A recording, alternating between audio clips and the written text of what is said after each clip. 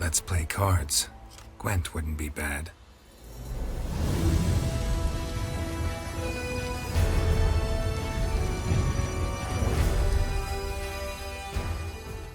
What's up, grey boys and girls? Deka here with yet another Gwent tutorial video.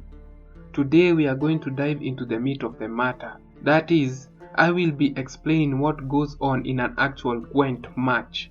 Now, without wanting to have Grid as a middle name, let's get straight into it. Now, before we continue, I would like to encourage you to watch the entire video, though it's going to be quite a lengthy one. This is because I intend to cover a multitude of topics, from in-match features, to mulligans, to game dynamics, to even some helpful tips to help you win more often.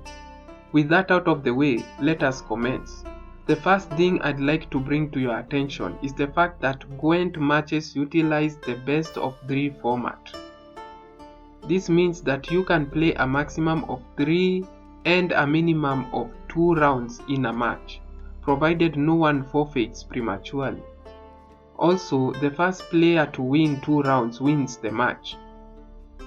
Now I will be taking you through a ranked match, which can be accessed by clicking on this tile right here.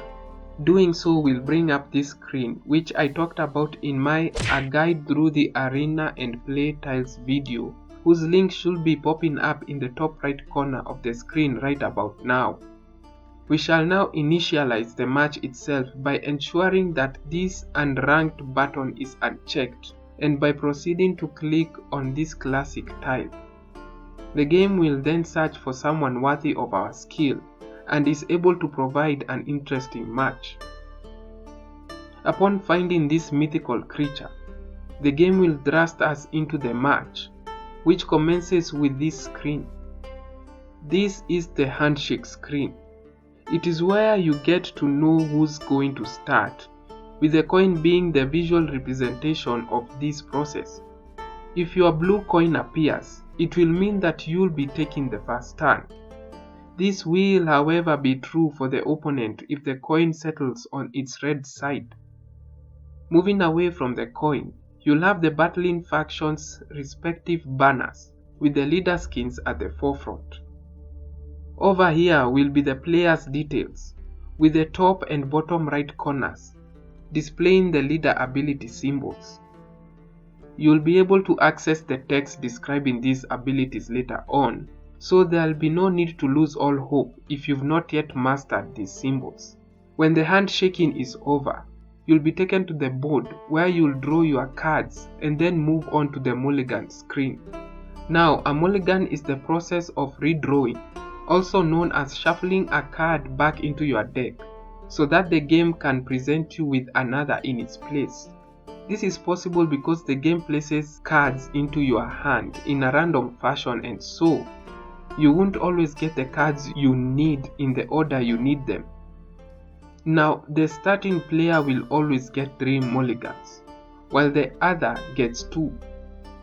Let me mention that for you to mulligan, all you need to do is click on the card you wish to reshuffle. Also, hovering over a card displays its details. But what do all these other things mean? Well, over at the top here is the round you are preparing to commence. To the left are the leader ability symbols, with the total number of cards you have in your hand, / the maximum number of cards you can hold, sitting right alongside the symbols.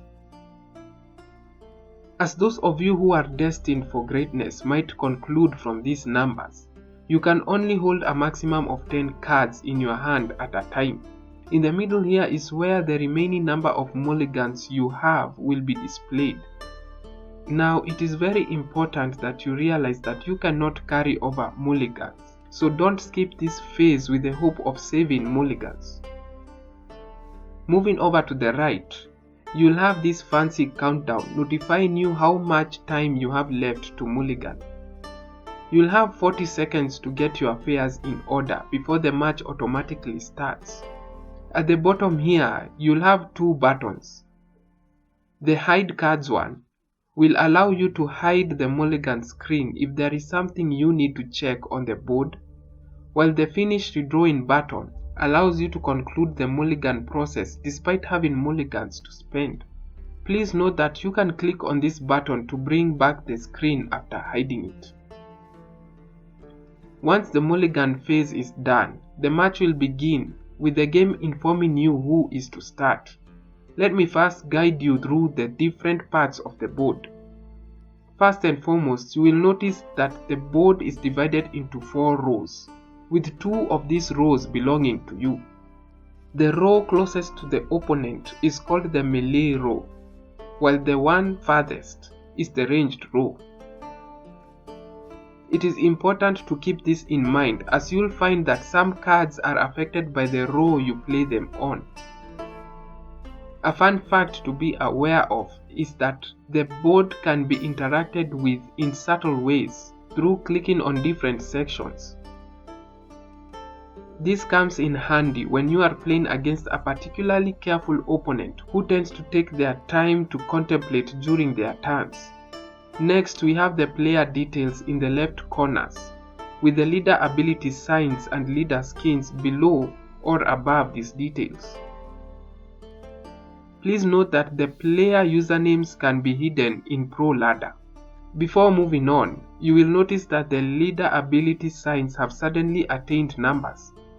I would like to ensure you that this is not a mutation, as the numbers merely indicate the amount of times these abilities can be used.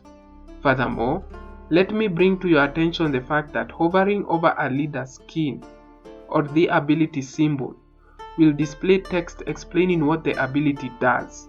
Right-clicking on the leader brings up even more details of the ability's capabilities.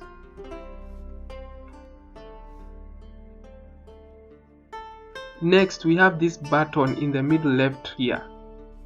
Clicking on this brings up the small match history subscreen. This space right here will display the entire match's history in terms of showing you every card played so far, with this banner illustrating which side the card came from. The space goes on to display the point at which each player passed on a round, at what point the round ended, and finally, how many points each player had at the end of the round. For the sake of clarity, let me inform you that you'll always be the blue player, while your opponent is red. Also, the points that are on the left of the demarcation are yours, while the ones on the right are the opponent's. Moving on, at the top here is where you will be able to see your total points versus the opponent's total points accrued thus far in the round.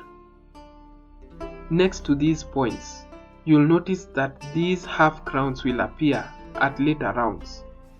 They indicate how many rounds each player has won in the match, and since one match is a best of 3 skirmish, whoever wins the match will get a complete crown.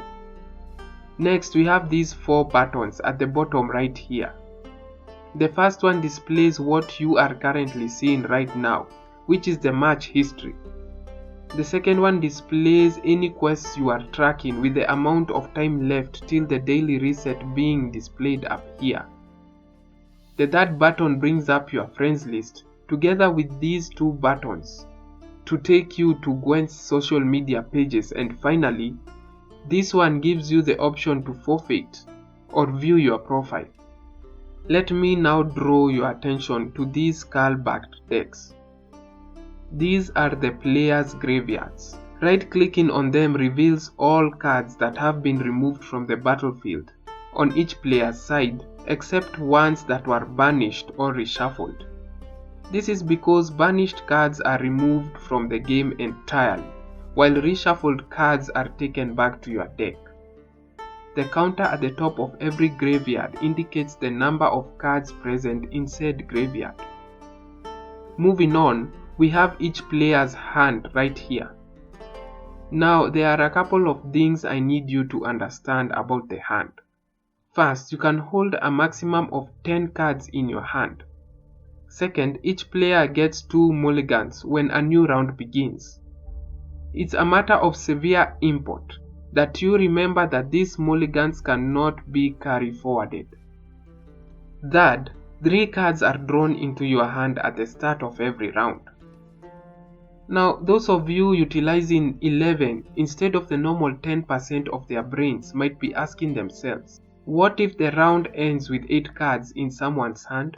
What happens then? Well, for every card you cannot draw due to a full hand, you will gain an extra mulligan. This is why passing around with 8 cards in hand will grant you 3 mulligans at the beginning of the next round, while passing with 9 cards in hand will give you 4 mulligans. Before we move on, let me point out that every time the opponent plays a card, it will first move to the right of the opponent's board, where it will briefly reveal its details before proceeding to make its play. Next, I'd like to mention these deck stacks right here. The counter on them represents the amount of cards still left in your deck. Right-clicking on your stack reveals these benched cards. Now, I'd like you to realize 2 things about these stacks. First, the order the cards are displayed in is not the order in which they will be drawn. Second, unlike the graveyard, you cannot view your opponent's deck. Let us now shift focus to these symbols at the sides of each row. Correct deduction will lead you to the conclusion that the sword denotes the melee row, while the crossbow symbolizes the ranged row. However, one thing you will come to realize as you play the game more is that these stone slabs can be used to indicate row effect timers. You see, there are cards in this game that can affect a single row in its entirety, with an example being the torrential rain card. As you can see, this effect lasts for 4 opponent turns. In the event that such a card is used, then the affected row's slab will replace its symbol with a counter indicating how many more turns the row will have to endure or enjoy the effect before things return back to normal. Time to talk about the rightmost part of the screen, starting with the top and bottom. This is where you will notice the hand counter, which indicates the number of cards in your current hand versus the maximum number of cards you can hold. Moving on, we have these numbers on either side, which indicate the total number of points the respective sides have been able to accumulate. Please note that whichever side that has the most points has its score displayed in a golden color, while the losing side has its points displayed in white. Below / above the points indicators, we have these grayed out crowns, which have 2 functions. The first function makes sense of the fact that the crowns are split in 2. Remember, this is a best of 3 match, and therefore, when you win a round, you gain the first half of the crown. This will undoubtedly mean that the first player to get both pieces will be the winner of the match. The second function of these crowns is to reveal or hide the scores of each individual row for both players. This can be achieved by simply clicking on them. It is now time to talk about this familiar coin we observed in the handshake screen. Its main functions are to allow you to pass when you are done with the current round, which means you will not be able to play for the rest of the round after passing, while the other main purpose is to afford you the functionality of ending your turn before time expires. Speaking of the time, each round lasts 1 minute. The game, however, notifies you that time is running out in the final 30 seconds of this minute through this fancy countdown. Let's now go back to the coin. You'll notice it also serves the purpose of indicating whose turn it is to play by flipping between your opponent's and your version of it. Also, the coin's eyes glow red when it's the opponent's turn, while it gets surrounded with a blue aura when it's your turn. Now, those of you who will most probably be playing in the Masters real soon will notice that when it's your turn, but you haven't done anything yet, the coin allows you to pass. However, the moment you take action, even if that action is not playing a card, but utilizing your leader ability, then the coin no longer allows you to pass. This is because you can only pass if it's the first action you take during the turn. Moreover, you cannot end a turn without playing a card. This is why performing an action like utilizing the order ability of an on-field card locks the coin, and it remains this way until you play a card from your hand. But what happens when the timer runs out before you are done playing? Well, this depends on what you are doing when the timer ran out. If you had finished playing but had forgotten to end your turn, or just wanted the timer to run out because you suck, then your turn simply ends.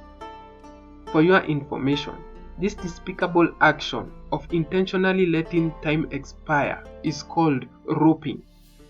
However, if the timer runs out before you play a card, the game moves a random card from your hand to the graveyard, also known as discarding a card. If you are in the process of playing a card or utilizing an ability, then the game makes the play for you in a random manner. This means that if, for example, you are in the process of ordering a card to damage an enemy card, then that card will damage a random card, and it might even damage an ally. Moving on, let me mention that clicking on the coin is sufficient effort to allow you to end your turn. However, if you wish to pass the rest of the round, then long pressing on it will be needed. Also, when it's your turn, this blue banner will appear behind your crown and score, while during the opponent's turn, the banner will appear on their side but will be red in color. That seems to be it for the board. Let me now move on to the dynamics of the match. To begin with, you will realize that the player that goes first will always have an extra card already on the battlefield at the start of the match. This is called the stratagem. It is granted to the player going first because going first puts you in a slight disadvantage, as the second player can choose to simply react to the first player's plays all round. This stratagem is therefore meant to even the playing field. Please note that it does not remain on the field after the first round is over, and so don't bother saving it for later rounds. Next, let me talk about winning the first round. As earlier stated, matches in this game utilize the best of 3 format. Winning the first round is therefore not of the utmost import, though it does grant an advantage. This is because the winner of the first round can bleed their opponent in the second round. Not to mention they can just flat out take the match in 2 rounds. Second round bleeding refers to the act of the first round winner forcing the first round loser to play their strongest cards or combos in the second round, so that the first round loser goes into the third round weaker than they would have been. This is because the first round loser cannot pass in the second round before the first round winner either passes or plays their last card, lest the first round loser gives away the match. It will then seem obvious that you should try and win the first round no matter what, right? Well, no. This is because in your quest to take the first round, you might end up overcommitting, meaning due to playing your strongest cards or combos, you'll be significantly weaker than the opponent for the rest of the match, leading to your inevitable loss. Moreover, second round bleeding can end up backfiring, leading to loss. But how can second round bleeding go bad? Well, this can happen in 2 ways. The first is by the one doing the bleeding failing to force their opponent to use their most powerful cards or combos. The second way things can go south during a second round bleed is when the one doing the bleeding gives up their last say. Now, last say is a situation where a player gets the final turn of the match. If one wins the first round well, then last say can be guaranteed in the final round. This is because the first round winner can dry pass in the second round. Dry passing is the act of the first round winner passing the second round without playing any card. This is often done when the first round winner is at a card disadvantage and doesn't want to risk giving up last say. However, dry passing can also backfire since the opponent may have a hand that will annihilate you in the last round despite you having last say. That being said, while giving up last say does not guarantee loss, it is usually preferable to keep it. So now that you know that winning the first round, second round bleeding, and last say preservation can be both good and bad, how do you know when and how to make these plays? Well, as it is with almost everything in life, experience is key.